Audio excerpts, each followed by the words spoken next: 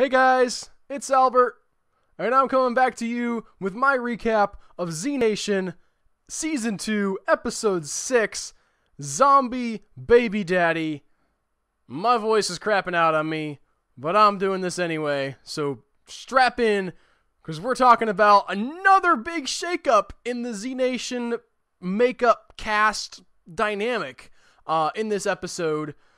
Really big stuff happening in an episode that isn't the strongest this season. Not the weakest one this season either. I felt like, I've went on public record with videos in the past. I didn't really care for Zombie Road. But this one, it was a little bit of a mixed bag for me. I guess I'll jump into the recap and sort of get to the stuff I liked and the stuff I didn't like.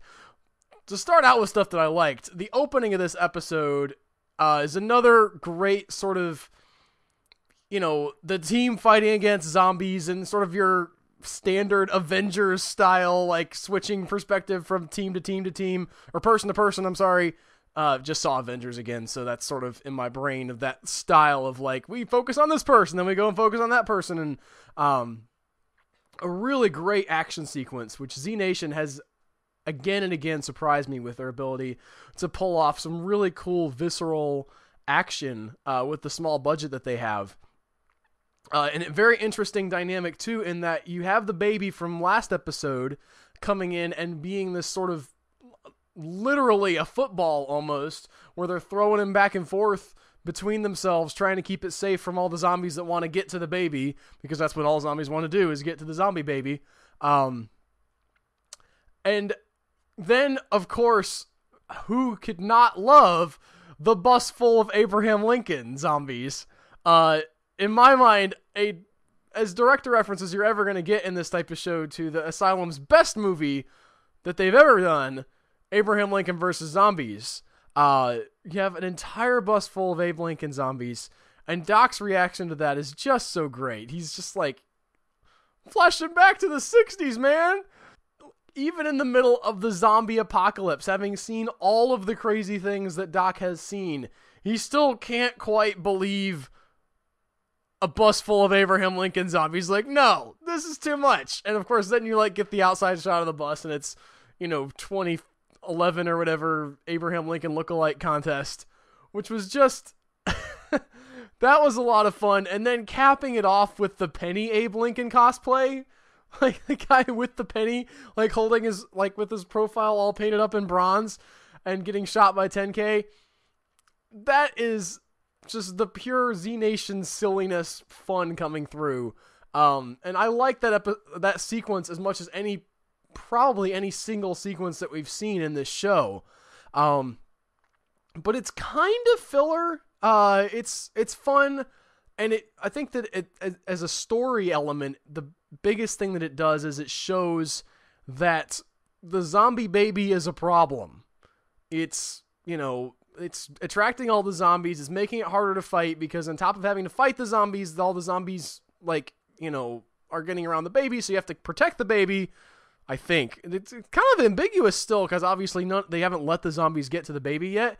Kind of makes you wonder, what is zombie baby gonna do if the zombies get to it, because it doesn't seem like they want to eat it.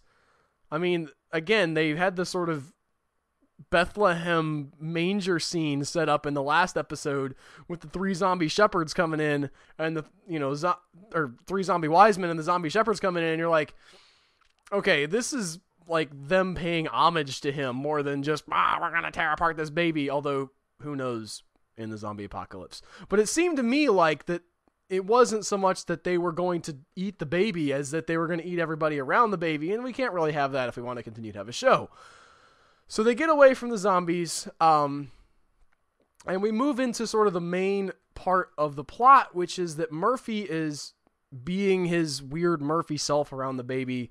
And I mentioned at the very beginning of the season how that Murphy straddles the line between humanity and zombie. And I think he looks at the zombies and the humans almost as equals, right? Like, he doesn't really fully identify with the humans, but he has some sympathy for them. And likewise, he doesn't really fully identify with the zombies, but he does have some sympathy, empathy, like he connects with them on a certain level that nobody else gets. And the interesting thing about Zombie Baby is that finally he has somebody else who's sort of on his level. At least I think that's what he's hoping for, because the Zombie Baby's blue like him, it has the weird eyes like him, and he's looking at this as, you know, here's something else that's like me. And he talked to Dr. Kurtz last episode, where Dr. Kurtz had his whole, you're going to inherit the earth, your kind will inherit the earth spiel. And so I think that he really has a lot of hope and this baby sort of awakens things in him that we really haven't seen from him before. And so when the rest of the group are sort of like, you know, curious, naturally speaking, and also a little bit, you know, not trusting Murphy to take care of a baby, because who would do that? Really? They sort of kind of nose in like, hey Murphy, what are you feeding that thing? What's going on? And I'll come back to the feeding thing, but he gets really protective. He's like, you to stay away from the baby. Don't touch the baby. It's my baby. And they're like, all right, this is kind of our backup plan. If you die, really would like to know that baby's being properly taken care of. And Murphy's like, shut up, go away. Don't want to deal with y'all right now. And there is the question, they say they're feeding him sugar water. The baby, I mean. I'm not quite so sure about that. I mean, there's a lot of stuff that happens off screen in Z Nation, and you would think that if Murphy was like killing people to feed to the baby, that we would have seen that, and the group would have seen that, even if we didn't see it on screen. But they don't ever actually show the baby eating or even him trying to feed it. It's just weird. And then later on, the baby has a poopy diaper, and that diaper is super red, and I can't tell if that's a red t-shirt or if it's poop and blood, like the baby from Grace. If you haven't seen Grace, go check out Grace, because it's a vampire baby, but it's still awesome. Or a zombie baby. It's hard to tell. It comes back to life as a baby, and then the mom goes to all the lengths to take care of it. But, you know, so you have this dynamic set up where Murphy's freaking out because he doesn't want them touching his baby. He's worried that they're going to try to take it away or experiment on it or hurt it somehow. And it's the only thing like him in the world. And then, you know, the people are like, this is our backup plan, which I think is interesting because, you know, Murphy, they don't really see him as a person. And I think that that's one point for Murphy, that, you know, he knows that they don't see him as a person, and he has a problem with that. He's like, I'm a dude. I'm not your cure. I'm not some needle that you can inject into the populace. I am a person, okay? Get off my back about going to California and saving the human race. I don't want to deal with it, all right? Get out of my face is what I think his attitude is. And granted, yeah, he's selfish and he's a bastard and all that stuff, but you can kind of see where, like, the only reason they care about him is because he's the cure, which for him is, you know, kind of good, because otherwise they probably would have shot him a long time ago. But it's also like, I'm not a thing, you guys. I'm a dude who has a really crappy time in the zombie apocalypse, and don't you understand? And I can control zombies, but blah. Murphy's so complicated, because you start to want to sympathize with him, and then you start thinking about it as like, yeah, but he's still kind of a dick. But regardless, he sees them looking at his baby like that now. His baby is now the other potential cure. And so he's like, nah, like, y'all get away. And he goes off on basically a quest. He's like, we're going off on our own. Us zombie people, half zombies, we're leaving. And he gives Cassandra the order to keep the three that are in the camp there, which they're around this big radio tower looking thing, which I thought was an interesting sort of visual way of tying the episode together, because every once in a while you'd see that they're still around that giant tower and that they're kind of all in the same vicinity. Although I was a little bit confused about what that was supposed to represent, because I know that we've had this numbers station broadcasting all the way through. That obviously, they would have made some reference to that if that was what the tower was. It doesn't seem like they were using the tower to contact anybody. I'm guessing it's just a background prop, but it was an interesting geographical thing to be like, all right, we're not just in the woods. There's this tower around, because those woods all look the same, because they are all the same woods in Washington. Meanwhile, while this is happening, while Murphy goes off on his own and makes Cassandra keep everybody else pinned down, Warren and Hispanic guy whose name is going to escape me again, although I did learn it. I did learn it so I could use it and talk about him intelligently on this show, and I've forgotten it now, but it's Vasquez. If I talk long enough, my brain just catches up. Vasquez has gone off on his own, and Tenk had given the sort of high sign to Warren, like, hey, Vasquez is going off on his own. What's going on with this? And we see that these guys are not oblivious to the fact that Vasquez is kind of shifty, and we don't know his backstory. And, you know, in the past episode, we saw him listening in to the Zetas, right? And so now we have him going to meet the Zetas, and it's a great fake out, although they didn't play it as hard as they could have. It would have been neat to really have the group be suspicious of him and maybe leave him behind and then find out, oh no, he's actually not a bad guy or whatever. But he goes and meets the Zetas. Warren's sort of watching him, following behind, not, sort of keeping her low profile, and things go bad. He gets in a shootout with the Zetas and kills two of them, and the other one, the two that he killed turn the other one, and him and Warren are then on the run from fresh zombies, which are fast zombies, run into a great hospital setup, super creepy post-apocalyptic hospital where all the people, the zombies are laying there covered with sheets. Who knows why they never ever got up from under the sheets? Let's not question that though, because it was cool.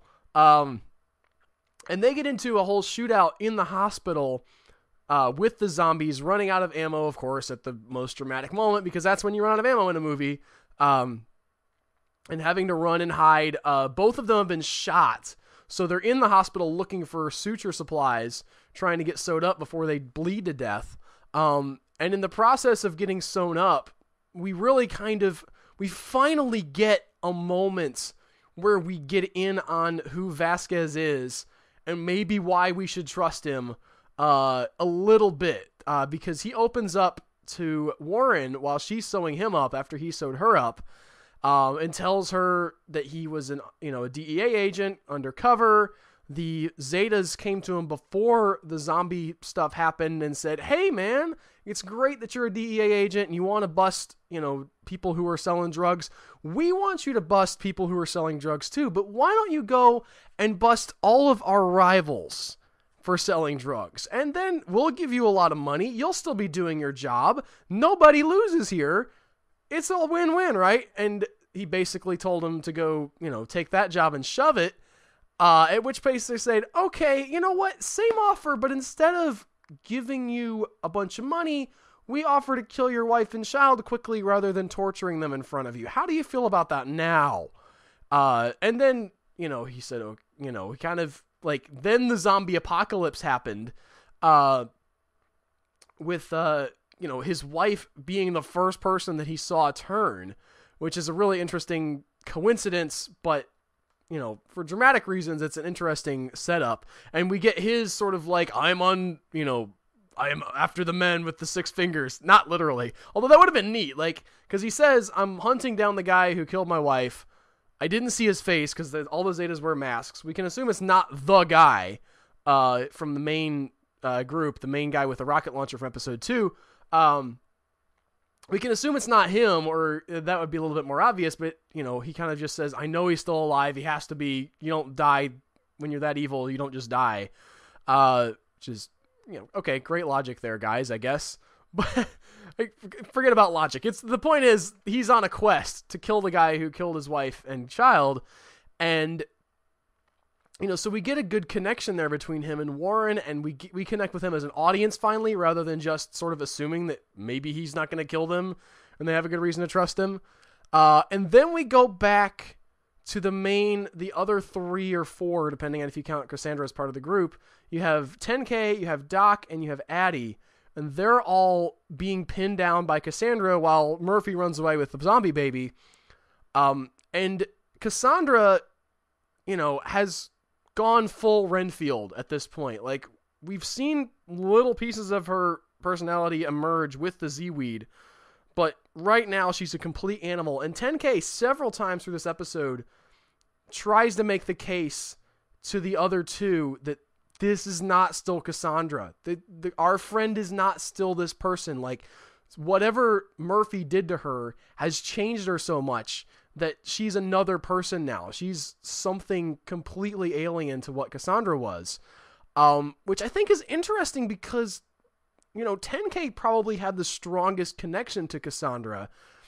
And so him making that, you know, that logical leap, let's say, it's not a leap necessarily, but him making that decision that this is not Cassandra comes across as very interesting to me, because he was the one that had the most invested in Cassandra, and he's now the one who's sort of willing to write her off. And I think that actually works really well for his character, because I think the rest of the group was just sort of willing to accept that she was some weird freaky thing now, and kind of hope that maybe something would come of being able to heal her, or the Z-Weed or something.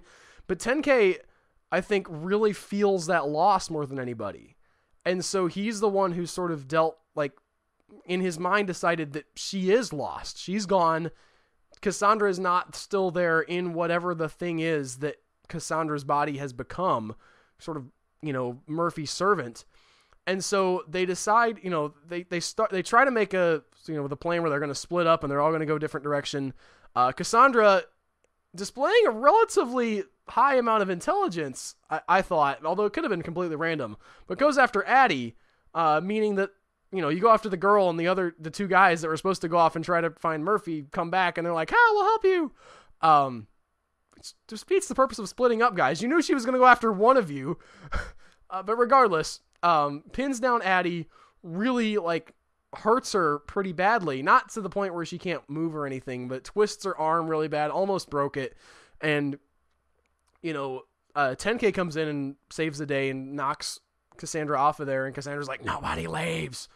And then, you know, Tenk's again like, this is not, you know, before they had made the argument, like, Cassandra won't hurt us, Cassandra is our friend, you know, like, there's enough of her in there to keep her from killing us.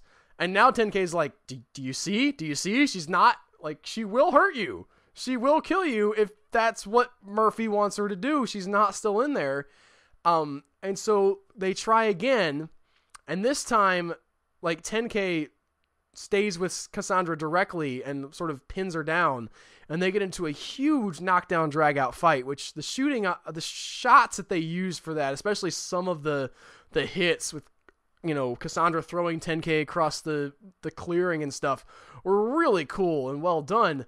But you see this sort of brutal knockdown drag out fight between the two of them, and it ends with Tenk, you know, on the ground, Cassandra on top of him, like, ready to snap his neck, almost, and he kills her.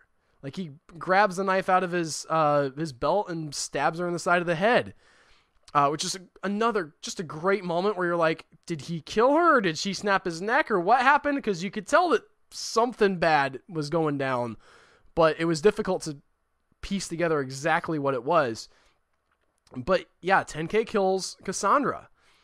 And, you know, eventually, of course, Murphy's off doing his Murphy thing, which was an interesting interlude, I thought, because we get Murphy, he wanders off, he's terrible at being on his own and fighting zombies and whatnot, but he finds this couple in this house that have sort of what everybody wants out of the zombie apocalypse, right? Like, they're just living on their own, like, everything's fine, they're shooting zombies, but they have their house and nobody's breaking into the house and they're okay. But they don't trust Murphy, and Murphy's holding the baby, you know, kind of like, they haven't seen the baby, but, you know, they know that it is a baby, they hear it cry or whatever, so they let him in. They're like, okay, he's a father, he has a kid. Probably not the smartest idea in the zombie apocalypse, but for me, that might have been one of the tensest scenes particularly in this episode, because you know that Murphy is not heartless, but he will screw you over big time to get the job done, especially if you're not in the team. Like, he respects Warren, and he'll probably not directly kill other people on the team, but if you're not one of those guys, he doesn't care. He will, you know, take your pink backpack and let your zombie dad in to eat you, from back in season 1. And so the whole time he's sitting there, like, trying to gain their sympathy, I was just like, no, this is not okay. Come on. Because I knew it was going to go badly for them one way or the other. And to make sort of a longer story short, he says, all right, well, keep my baby with you, but no, because they see the baby and they freak out. They're like, just get away, go. Your baby has like sharp teeth and weird eyes and gray skin. Not cool, man. Leave us alone. So he says, I need one thing for you. And of course we cut back and forth with the action, but at the end of the episode, we see that he has his bite mark on their cheek. And they're like looking down at Cassandra, or not Cassandra, zombie baby, Lucy is her name, by the way, named after the sort of earliest known primate skeleton, as they have named it. They're looking down at Lucy like, oh, we're so happy to have you in our family now. And we find, they both have the bite mark on their cheek, just like Cassandra did, which I think it's interesting, really fascinating from a visual sort of storytelling perspective that you get, okay, when Murphy bites somebody, he bites him on the cheeks, we have like an instant tell whether somebody's under his thrall. And it's interesting, and it also sort of leaves the door open for him to bite them somewhere less conspicuous and have someone under his control that we don't know about. That I'd be interested to see, and I think that might come up in the future, but for now anyway, he's left them behind, and he shows back up, and Cassandra's dead. And he's like, what did you do? And Tenkei's like, I killed her. She was messed up. You turned her into something. And to me, this is sort of the heart of what makes this show great, because I really think that both Tenkei and Murphy have good reason to be angry here. Tenkei's angry because Cassandra's gone, and whatever Murphy made isn't Cassandra anymore. But Murphy has a point. Murphy does have a point when he says, she was going to die anyway. She was going to turn into a zombie. I turned her into something other than a zombie that it was at least useful. There was like a sliver of her left in there if she smoked enough Z-weed. Get a grip, dude. And Tenkei just couldn't take that. Tenkei couldn't take her as this weird servant thing of Murphy's, and he loved her too much, I think. In his mind, I think he's setting her free. In Murphy's mind, he's just killing people because they're different, and Murphy's different, and he's like, and I trust Tenkei, is he going to kill me? So I really feel like that aspect of their relationship and how they reacted when, they interacted when Murphy found out that Tenkei had killed Cassandra is a fascinating sort of development in this show, because you have that rift. You have Tenkei granted, nobody should be trusting Murphy, but Tenkei really sort of resents Murphy, and we know that now, for turning Cassandra into this thing, and yet he can't do anything about it. But, now Murphy kind of resents Tenkei for taking away his little, whatever he thought of Cassandra as, some kind of plaything or servant or familiar or something. And you have this rift, I think. I hope that they explore that. And, I was sort of glad to see, it's been 6 episodes now since the end of season 1, but I really was glad to see Tenkei finally sort of dealing with, okay, that's really not Cassandra, and I'm not okay with it. Which is, I'm not going to talk about that. I'm not going to talk about people not reacting to other people being gone in this episode, but I like that Tenkei finally had some sort of stuff happen where he's like, I have to deal with this. I can't let it go on like it has gone on. As far as the episode overall, I felt like it wasn't, I liked a lot of the individual elements, but I felt like it dragged on a little bit. It was I had a weird thing happen where I was watching it sort of streaming on the Sci-Fi site on my laptop, and they have a thing where you can pause and then resume, but there's no way to sort of like skip to a specific point. You can either resume from where you were or skip ahead to live. And in the middle of one of their commercial breaks that had just sci-fi shows cycling over and over and over again, I was like, all right, this next commercial break, I think that I'm not that far behind. I'm going to skip ahead. And I skipped like a whole segment accidentally. I skipped to sort of in the middle of when they were running the second time and Tenkei's fighting Cassandra. And I almost felt like I didn't really lose that much from the show by skipping that one whole segment. And so going back and watching that, I was just like, yeah, I can see how some people might not have felt like this was the strongest episode. But it's still, I like Z Nation because you very rarely have shows that don't add anything. And this added something. This wasn't just fluff. You had things moving forward. You had the plot moving forward with, with Tenk and Cassandra and Murphy and the baby, which, by the way, I predicted the baby's going to be gone. I was right because I'm smart, because that special effects cannot be cheap every time they show that baby. But, it moves the plot forward. Now we have a little bit more understanding of Vasquez and things. I like that. I like even in serialized television where you don't just have a plot where, well, let's do this. And it's something happened, something moved forward, and we evolved. And I was sad to see Cassandra go because I really hoped that she could be saved from her state that Murphy had put her in. But at the same time, I mean, she wasn't adding a lot to the, the narrative, and it's part of the reason why I'm really happy that Citizen Z hasn't been in the last couple episodes, because he hasn't been adding very much.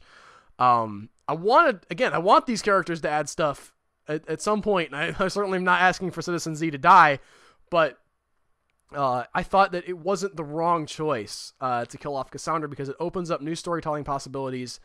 And now that we have 2 members of the team down, I'm interested to see if they add somebody else or if we're just going to have a slightly shrunken team. But I don't know. Going forward, I'm still excited.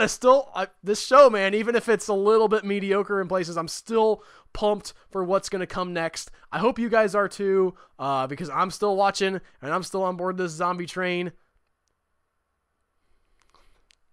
Somebody do a zombie train. I don't know how that's going to work. We're like an old steam train with zombies on it. You gotta do it. Okay. That's all, though. That's all that I have. Until next week, I'll see you guys later. Albert out.